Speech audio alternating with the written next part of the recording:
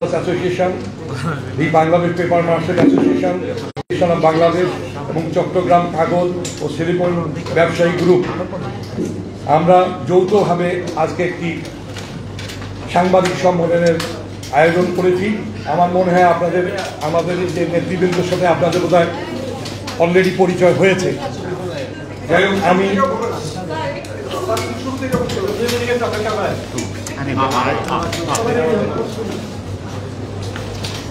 কি করলেন আমার লাইভ অন করুন ভাই, সরি।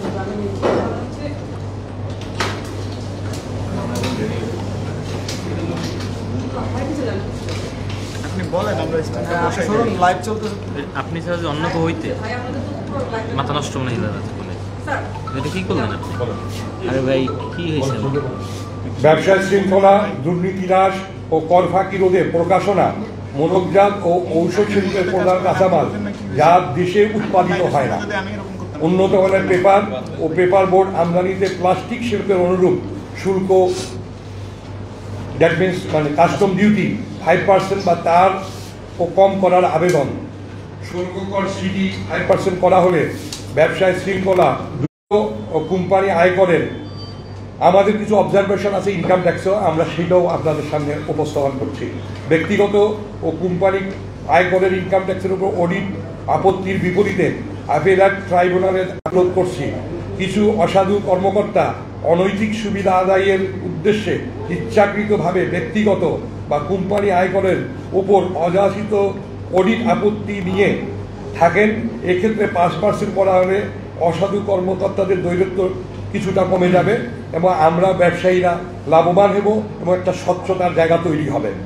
ভ্যাট কমিশনার কর্তৃক দাবিকৃত মূসকের বিপরীতে আপিলেট ট্রাইব্যুনালে আপিল করার ক্ষেত্রে বিধিবদ্ধ জমা 10% এবং উচ্চ আদালত ইনকাম ট্যাক্স রেফারেন্সের ক্ষেত্রে 10% জমা করা বিধান রয়েছে। এমন অবস্থায় মূল্য সংযোজন কর ও সম্পূরক শুল্ক আইন 2012 সংশোধনপূর্বক উভয় ক্ষেত্রে 5% করার জন্য আবেদন করছি।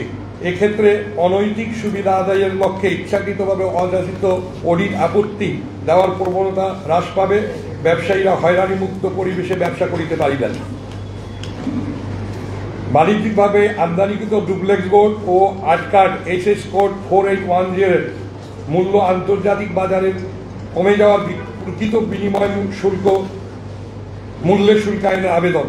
শুল্ক মূল্যায়ন বিধিমালা 2000 বিধির 4 বলা আছে, পণ্যের প্রকৃত পরিশোধিত মূল্য উক্ত পণ্যের বিনিময় মূল্য। এক্ষেত্রে paper and paper board HS code 4810 আমদানির ক্ষেত্রে পণ্যের প্রকৃত বিনিময় মূল্যকে শুল্কায়নযোগ্য মূল্য হিসাবে বিবেচনা করে শুল্কায়নের আদেশ প্রদান করে ব্যবসায়ীদেরকে বিপুল পরিমাণ আর্থিক ক্ষতি হতে রক্ষা করার জন্য আবেদন। নচেত পণ্যের অপব্যবহারকারীরা সুবিধা পাবে, সরকারের বিপুল রাজস্ব ঘাটতি হবে। রিসেন্টলি আমাদের পণ্য খালাস করতে গিয়ে চট্টগ্রাম বন্দরে আমাদের উপরে অযাচিতভাবে স্টোর রেন্ট যে আরোপ করেছে, এই বিষয়ে আমাদের বক্তব্য হলো চট্টগ্রাম বন্দর কর্তৃপক্ষ গত 20 ফেব্রুয়ারি 2025 তারিখের একটি বিজ্ঞপ্তির মাধ্যমে চট্টগ্রাম বন্দর অভ্যন্তরে ও কমলাপুর ICDতে স্থিত আমদানিকৃত FCL কন্টেনারের কমন ল্যান্ডিং ডেট এর 8ম দিন হতে পর্যন্ত স্ল্যাবের 4 গুণ হারে স্টোর রেন্ট আরোপ করেছে। এদের ছুটির 1-2 দিন পূর্বে হতে আগত কন্টেনার সহ ছুটির মধ্যে বন্দরে আগত কন্টেনার নির্ধারিত 4 দিনের মধ্যে খালাস করা সম্ভব ছিল না। এছাড়াও বন্দর বা ICD হতে মালামাল খালাসের বন্দর কর্তৃপক্ষ ছাড়াও অন্যান্য এজেন্সি ও ব্যক্তিপক্ষের সম্পৃক্ততা থাকে এবং ডকুমেন্টেশনের প্রসেসিংয়ের অনেক সময় লেগে যায়। আমদানিকারকদের উপর এরূপ অযৌক্তিক উচ্চহারে স্টোর রেন্ট আরোপের ফলে শিল্পের উৎপাদন বা আভ্যন্তরীণ ব্যবহার উভয় ক্ষেত্রে পণ্যের মূল্য বৃদ্ধি পাবে এবং ব্যবসায়ীগণ অপরিণীয় ক্ষতির সম্মুখীন হবেন। এমতো অবস্থায় চট্টগ্রাম বন্দর কর্তৃপক্ষ কর্তৃক 20 ফেব্রুয়ারি 2025 তারিখের বিজ্ঞপ্তির মাধ্যমে 4 গুণ হারে স্টোর রেন্ট আরোপের সিদ্ধান্ত বাতিল করত পূর্বের ন্যায় স্টোর রেন্ট বহাল রাখার জন্য আমরা জোর দাবি জানাচ্ছি। Bangladesh paper importers association, the Bangladesh paper merchant association, metropolitan press owners association of Bangladesh এবং চট্টগ্রাম কাগজ ও টেলিফোন ব্যবসায়ী গ্রুপের 4টি সংগঠনের ব্যবসা প্রতিষ্ঠানের সাথে বাংলাদেশব্যাপী অন্তত 5 লক্ষাধিক মানুষ কর্মসংস্থানে নিয়োজিত আছেন। আমাদের সংগঠনগুলির পক্ষ থেকে উত্থাপিত দাবিগুলো আসন্ন বাজেটে কার্যকর করতে এ সেক্টরের কর্মরত 5 লক্ষাধিক মানুষের জীবন ধারণের গতিধারা অব্যাহত রাখার জন্য অনুরোধ জানাচ্ছি। আমাদের বক্তব্য আমরা উপস্থাপন করলাম। আপনারা লিখিতভাবে, আপনারা জাতির বিবেক, আপনারা সবসময় আমাদের যে কোনো সমস্যা সমাধানে সাংবাদিক সমাজ এগিয়ে আসেন। আমরা আপনাদের মাধ্যমে জাতির কাছে এবং এখনকার যে আমাদের অন্তর্বর্তীকালীন সরকার এবং ডক্টর মোহাম্মদ ইউনূস সাহেবের নেতৃত্বে যে সরকার, আমরা খুব আশার জায়গায় অবস্থান করছি। একটা স্বচ্ছতা জায়গায় আমরা এসে গেছি। আজকে ব্যাংকিং সেক্টরে আগের থেকে আমরা এখন এলসি কিন্তু খুলতে পারি। আগে ডলারে ক্রাইসিস দেখে অনেক ব্যাংক আমাদেরকে কিন্তু এলসি রিডিউস করে দিত এবং মার্জিনের একটা ব্যারিয়ার ছিল, অনেক সময় 100% মার্জিন দিয়ে আমরা তুলতাম। এই জায়গাগুলোর অলমোস্ট অবসান হয়েছে। আমরা নির্বিঘ্নে এখন ব্যবসা করতে চাই। আমরা চাই কোনোভাবে যাতে কাউকে আমরা আঘাত করতে চাই না। আমরা চাই আমাদের স্বচ্ছভাবে আমরা ব্যবসা করার। এই জন্য নীতি সহায়তা, বিশেষ করে আমদানি যদি আমাদের একটা কাঙ্ক্ষিত আমাদের 5% দাবি বা তার কম মূল্যে যদি আমাদের এই আমদানি করার ব্যবস্থা থাকে, আমরা ব্যবসায়ীরা, সৎ ব্যবসায়ীরা সুন্দরভাবে ব্যবসা করে আমরা দেশকে এগিয়ে দেবো। কারণ বাংলাদেশে আমাদের যে আমরা যে পেপারগুলো বা পেপার বোর্ড ইম্পোর্ট করি, এগুলো কিন্তু বাংলাদেশে প্রোডাকশন হয় না। এইটা আজকে খুবই জরুরি। এটা ঔষধ শিল্পে এবং আপনি আজকে আমরা যে মিষ্টির দোকানে যাই, এই মিষ্টির বক্সগুলোও কিন্তু আমাদের এই পেপার দিয়ে হচ্ছে। এবং আপনার ক্ষুদ্র যত বেকারি আইটেম থেকে আরম্ভ করে সর্বক্ষেত্রেই আজকে আগরবাতি, এইটাও কিন্তু আমাদের এই ইম্পোর্ট করা পেপার বা বোর্ডের মাধ্যমে আমরা করি। তারপরে আপনারা দেখেন আর্ট পেপার, এই যে আজকে এই যে বসুন্ধরা গ্রুপের এই যে আজকে বক্সটা আমি আপনাকে সামনাসামনি দেখাচ্ছি, এইটাও কিন্তু ওনারা আমাদের কাছেই পারচেস করেন। এটাও কিন্তু ইম্পোর্টেড। কিন্তু দুঃখজনক হলো এই প্রোডাক্টটা আমরা কিন্তু বৈধভাবে ইম্পোর্ট করতে পারি না, শুধু ডিউটি ব্যারিয়ারের কারণে। এই বন্ডারের লোকজনরা এটা অবাধে একটা মার্কেটে বিক্রি করেন। আপনাদেরকে একেবারে আমি চাক্ষুষ প্রমাণ দিয়ে দেখালাম। এখন আপনারা জাতির বিবেক হিসাবে আমাদের এই বক্তব্যটা যদি আপনারাও তুলে ধরতে পারেন, আমরা খুব উপকৃত হব। আমি আপনাদেরকে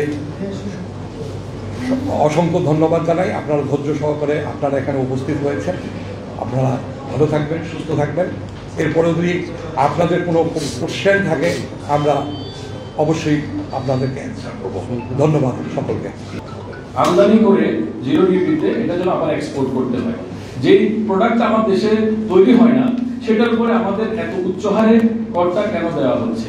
আমাদের এই একটা জায়গায় আমাদের একটা কথা ছিল যে আমরা যেহেতু আমাদের দেশে এটা প্রোডাকশন হচ্ছে না, এই প্রোডাকশনের ইয়াটা আমাদের 0 থেকে 5% করা হোক, সর্বোচ্চ 5%, সর্বনিম্ন 0% করা হোক।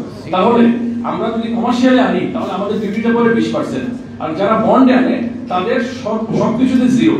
তাহলে 0% আর 20% মধ্যে সমতা থাকবে। আমরা কমার্শিয়ালি আনবো লোকাল বাজারের জন্য, আমরা 20% ডিউটি দিব, আর যারা এক্সপোর্ট করবে তাদের ক্ষেত্রে 0 পড়বে। এই একটা জায়গা আমার অবজারভেশন ছিল, এই জিনিসটা আপনারা তুলে ধরতে পারেন। আরেকটা বিষয় বলি, আমাদেরকে পদে পদে হয়রানি করা হচ্ছে। হয়রানিটা কি? এই যে প্রোডাক্টগুলো বাংলাদেশে প্রোডাকশন হয় না, এর মধ্যে গত 25 সালের 1 তারিখে, জানুয়ারির 1 তারিখে একটা সার্কুলার দিল যে প্রোডাক্টগুলো আসবে বাংলাদেশে এদেরকে বিএসটিআই কম্পালসারি করে দিল। বিএসটিআই কম্পালসারি করলো, আবার কি করলো, এদিকে আরেকটা এসআরও দিয়ে করলো যে আমাদের স্টোরেজ চার্জ 4 গুণ করা হলো।